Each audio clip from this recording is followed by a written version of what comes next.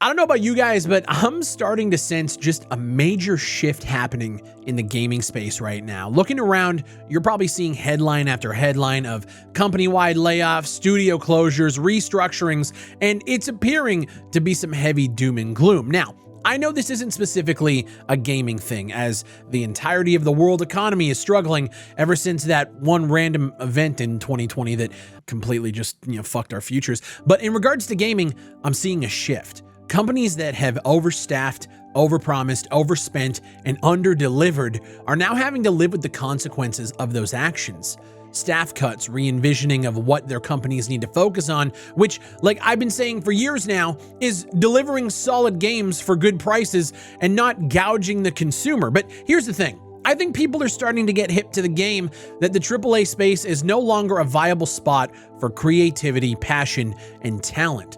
COD is never going to focus on dialing back their monetization to make meaningful changes to their games. And for the people that can just hop on and enjoy the game for what it is, myself included in that, that's totally cool. Our expectations for these companies and corporations pushing the envelope have shifted. In my opinion, they've deteriorated almost completely. What I'm finding is gamers are starting to wake up to the fact that things are never going to be the same again. We're never getting Battlefield 3 again. As much as the recent EA earnings call would like us to believe that things are going well over there, they aren't, at least, in terms of what you and me are concerned about. DICE and EA, alongside all of these other major corporations, have a responsibility to their shareholders to continually drain your pockets of everything they can with cosmetics and battle passes and all of this other bullshit that we've been complaining about for over a decade, while doing as little as they can to innovate and create solid experiences like they did 20 years ago. And it's only going to get worse as the economy worsens, because as we spend less on fancy pink helmet skins and more on, groceries and mortgage payments, these companies are going to need to dig even deeper and figure out more ways to creatively incentivize you spending more money. Because in that same earnings call where Andrew Wilson, EA CEO, says that they're making investments in the future of the Battlefield franchise by building an expansive, community-focused Battlefield universe for fans, EA also posts a strong Q3 driven by EA Sports and live service titles. And thus, there's the conundrum. Where they make money is where they focus their attention, like honestly any business would, right? Meaning the next Battlefield title will be designed from the ground up to support major microtransactions, cosmetic bundles, battle passes, the whole nine. And I think more people are getting fed up with the spending and incessant need for more and more transactional content when they're struggling to put food on the table. The game in the background that you guys are seeing is Out of Action, a game developed by one person that has a free demo out now. It's currently an offline arena shooter with bots where you can play around with a ton of different weapons, gadgets, and perks, diving in slow motion, throwing knives, and it's fucking awesome. It's going to be multiplayer in the future, and I've had an opportunity to do multiplayer tests in the past. If you guys haven't seen my videos on it, check it out. The game is fantastic, and you can play the demo right now for completely free. But a lot of the dialogue around this game and others in the space is that they're taking on the AAA space and putting them developers to shame. And honestly, I agree. See, Out of Action couldn't have been made at a AAA studio. It's too good. It's clearly got a design and a vibe that doesn't translate into AAA in 2024, meaning it's a little bit darker, it's a bit more gritty, with splashes of color and a nice cel-shaded vibe. But more importantly, it hasn't been built as a cosmetic delivery system solely for the purpose of draining your wallet. I'm seeing videos from guys like Level Cap who are covering games like Operation Harsh Doorstop that's built out its modding platform to allow a bunch of different experiences to go on in the game, and the platform is completely free to play. Now, I will say I jumped in recently because I wanted to make a follow-up video, and I don't think the core experience is worth it yet. I can definitely see the appeal of games like this when you factor in all of those other elements. A video from Operator Drewski that just came out as I was writing the script for this video, where he covers a Star Wars mod for Squad that, in his own words,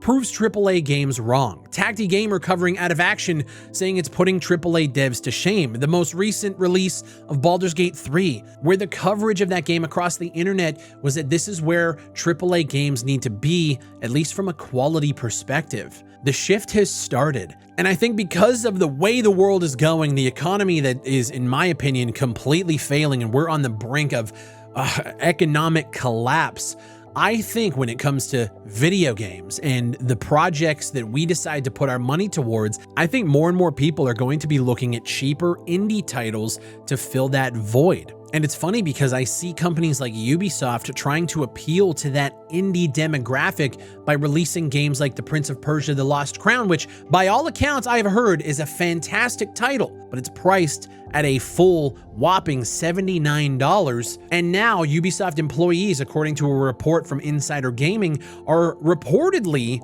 fearing mass layoffs as that game only reaches 300,000 players, and it apparently isn't going to make its money back. Ubisoft has Skull and Bones coming into open beta next week before its launch here in February, and the response and the morale there is at an all-time low. And I'm guessing that once Skull and Bones comes out, if it's what we're thinking it's going to be, which is a mediocre game in development hell for 10 years trash bag, those people are going to be looking for jobs sometime soon. I imagine the entire Singapore office, if Skull and Bones doesn't land well, is going to shutter. And you know, jumping from EA to Ubisoft here, we can kind of take the same lessons. These guys are so void of creativity that in this Insider Gaming article about Ubisoft, it was reported that back in 2021 and at the beginning of 2022, Ubisoft had over a dozen battle royale games in development internally.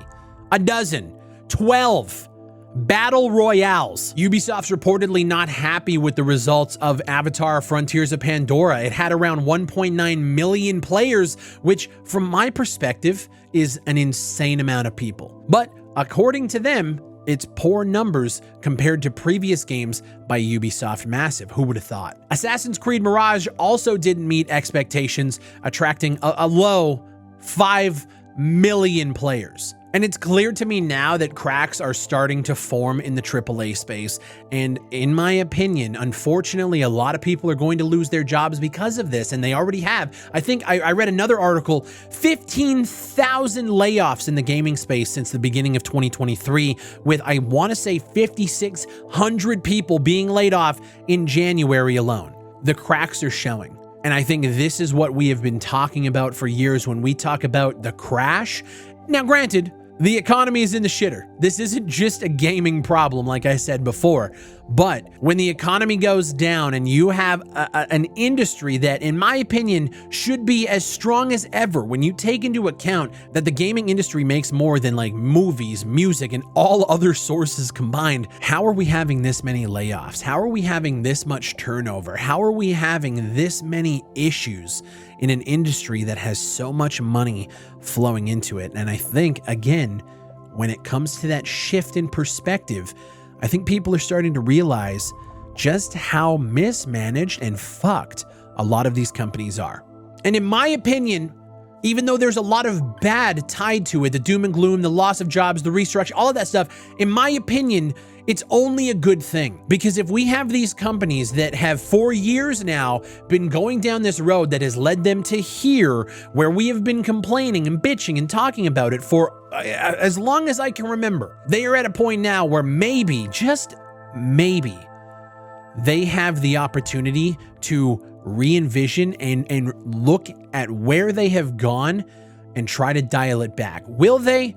I highly doubt it. I have no faith in the AAA space at this point. But I'm hoping that that perspective shift from the gaming side can help shine lights on smaller, independent projects that actually deserve our time. And in the grand scheme of things, it's not going to topple Call of Duty. Call of Duty's never going to die. Battlefield is always going to have a player base regardless. But if this industry shift can lead to more games like The Finals, which in my opinion proves my point exactly, Embark Studios, a studio of like, what, I think LinkedIn has them listed at like 200 to 500 people, dropping bangers like The Finals and working on Arc Raiders and not having to worry about the bloat that comes with a company like DICE, which I think LinkedIn has listed at what, like 500 to 1,000 people, so like double the size.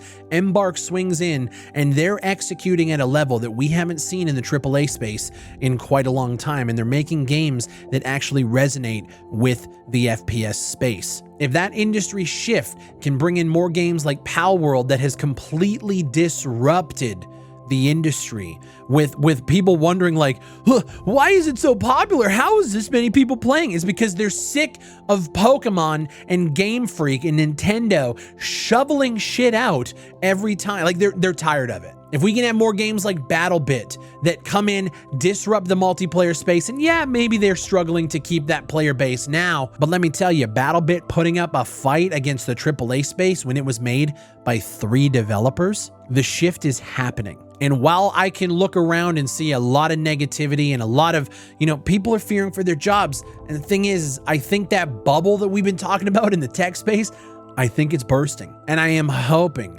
that there is only good things to come from this. I know in the AAA space, it's wishful thinking. I've been playing a shit ton of Baldur's Gate recently. It's why I haven't been uploading as consistently.